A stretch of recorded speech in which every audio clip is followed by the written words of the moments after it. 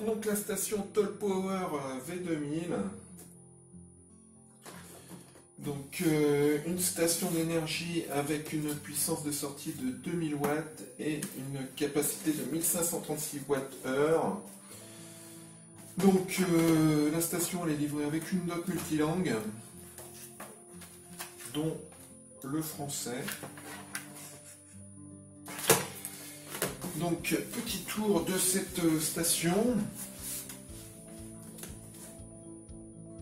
Donc sur le dessus, on peut voir un truc intéressant, c'est qu'il y a un casier de rangement avec trois câbles, le câble de charge, le câble de charge pour les panneaux solaires et le câble de charge pour la prise allume-cigare, pour charger sur prise allume-cigare.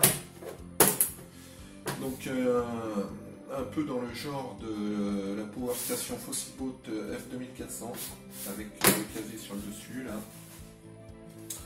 Donc sur la face avant, on a l'interrupteur de mise en marche.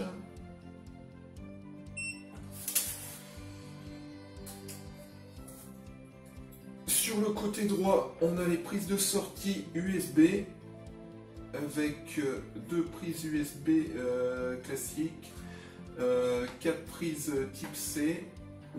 Parmi les prises type C, il y en a une qui permet de sortir jusqu'à 100 watts. Sur le côté de gauche, on a les prises de sortie 12 volts, dont une prise allume-cigare et une prise qui permet de sortir jusqu'à 300 watts. Donc 12 volts 25 ampères, 300 watts, et deux autres prises qui sortent du 36 watts maximum. Voilà, sur chacune des sorties, comme d'habitude, il y a des boutons d'activation des sorties. Sur le côté droit, il y a les sorties 220 volts jusqu'à 2000 watts, donc 3 prises de sortie. Donc de même, un petit bouton pour activer les sorties. Sur l'autre côté, les entrées,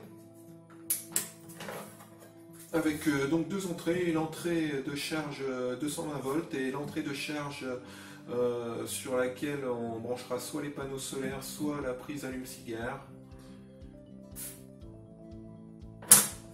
Voilà.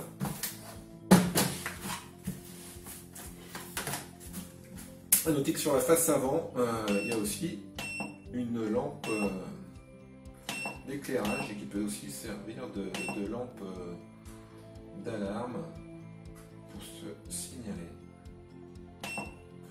avec plusieurs types d'affichage. Sur l'écran, donc on voit un grand écran avec qui va nous indiquer la puissance en entrée et en sortie. Sans doute, sans doute un affichage sur les entrées qui sont activées, les sorties qui sont activées.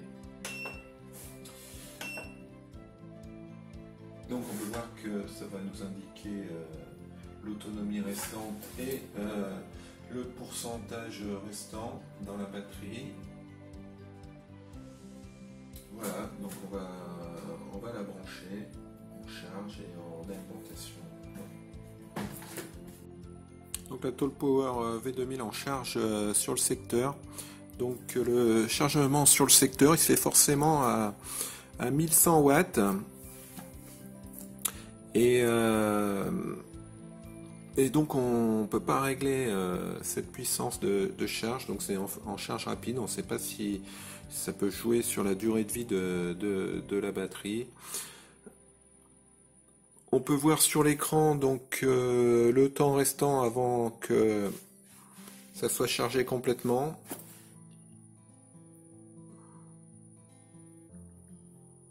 Donc voilà, on va la laisser charger. Le chargement depuis une prise allume-cigare, donc qui se connecte avec le câble là, sur l'entrée XT60. Donc un chargement avec 100 watts en entrée. Donc Donc si la batterie est carrément à plein, il faudra 15 heures pour charger comme ça.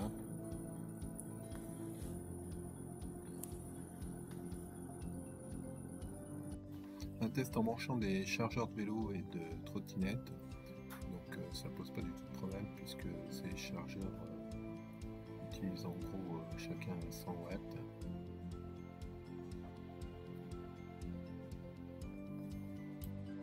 Un test en accéléré avec une machine à café qui sur un bref instant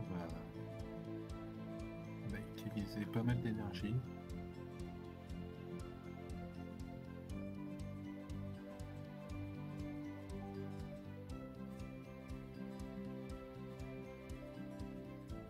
Donc ça fonctionne sans problème.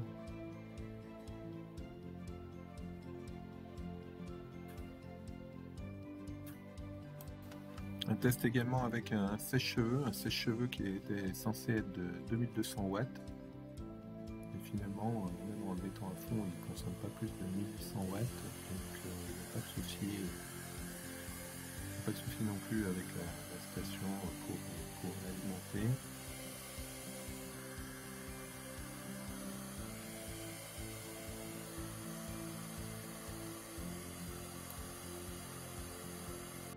J'ai fait un test aussi pour voir ce qui se passe quand on essaye de tirer plus de 2000 watts en sortie. Et pour ça, j'ai branché sur la Tall Power V2000 une Fossibot F2400 que je fais charger et dont le premier niveau de charge est 300 watts et un sèche-cheveux qui lui tire 1800 watts, donc ça devrait faire 2100 en tout. Et donc bon, ça se voit pas très bien, mais en fait la puissance elle bloque à 2000 et le sèche-cheveux il va moins vite parce que ça fait sortir moins d'électricité sur sa prise, bizarrement. Et quand on augmente la puissance en sortie et un peu plus, ça réduit encore la sortie sur l'autre prise, jusqu'à un moment donné où si on tire vraiment trop, ça va désactiver les sorties carrément. Mais en tout cas, ça bloque vraiment à 2000 watts, on ne peut pas tirer plus. Donc le bilan concernant cette Power Station Tall Power V2000. Bon alors le point faible, c'est le fait qu'elle ne se charge qu'à 1100 watts sur le secteur. C'est peut-être pas bien bon pour la durée de vie de la batterie. Et surtout si on voulait s'en servir pour récupérer l'énergie de la surproduction de panneaux solaires chez soi, ça limite un peu cet usage puisqu'il faudrait avoir une surproduction de 1100 watts au moins. Mais sinon, pour quelqu'un qui veut l'utiliser dans un van, un camping-car et qui l'a fait charger par des panneaux solaires, là ça doit être quelque chose d'intéressant, surtout qu'elle a de nombreuses sorties et qu'elle a un prix qui est très intéressant puisqu'elle est autour de 600 €. Donc le test complet sur Bonplan Astuces ainsi que les derniers tarifs, il y a tous les liens en description de cette vidéo ci-dessous. Voilà, merci, à bientôt.